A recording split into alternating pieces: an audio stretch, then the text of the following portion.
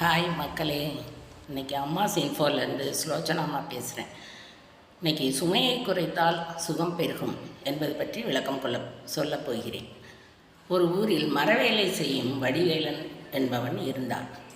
அவனுக்கு கோடீஸ்வரனாக வேண்டும் என்று மிகவும் ஆசை இருந்தது. அவன் தன் அருகில் உள்ள கோயிலுக்கு சென்று வருவதுண்டு. அங்கு போய் முருகனிடம், என்னை ஏன் பணக்காரனாக்கவில்லை, என்னை ஏன் ஏழையாக படைத்து விட்டாய் என்று வருந்தி சொன்னான். அன்று இரவு அவனுடைய கனவில் முருகனடியார் ஒருவர் வந்தார். அவனை ஒரு பட்டறைக்கு அழைத்து சென்றார். அங்கு பல வகையான மயில்கள் வைக்கப்பட்டிருந்தது.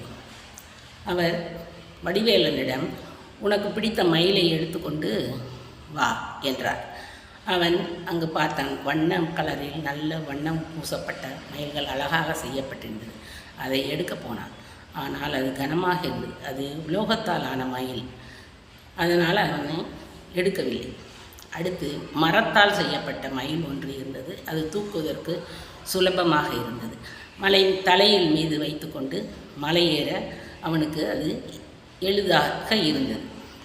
அந்த முருகனடியார் சொன்னது போல் அவன் அதை தலையில் சுமந்து கொண்டு மலைக்கோயிலுக்கு சென்றான்.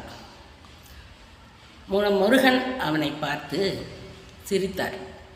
பின், உலோகத்தால் ஆன மயிலை ஏன் கொண்டு வரவில்லை?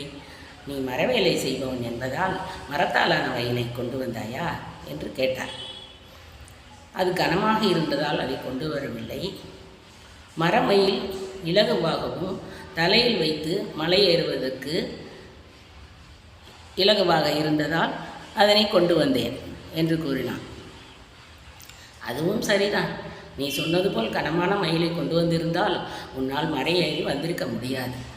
மரத்தால் ஆன மயிலால் தான் உன்னால் கொண்டு வர முடிந்தது.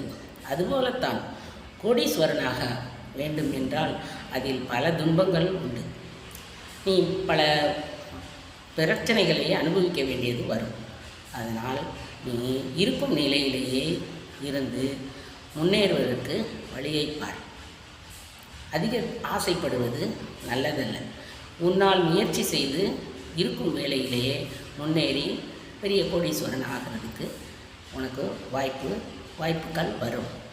அதனால் கோடீஸ்வரனாக இருந்தால் பல வழிகளிலும் பாவங்களை செய்வதற்கு வழி ஏற்படும்.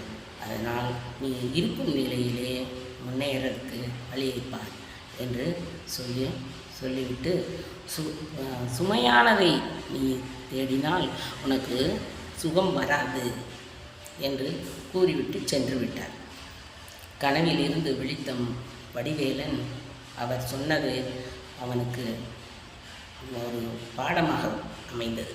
அதனால் அவர் சொன்ன வழியிலேயே, அவர் காட்டிய வழியிலேயே அவன் நடக்க ஆரம்பித்தான். இதுபோல் தான் நாமும் அதிக ஆசைப்படக்கூடாது. இருப்பதை கொண்டு பொறுப்புடன் வாழ பழகிக்கொள்ள வேண்டும்.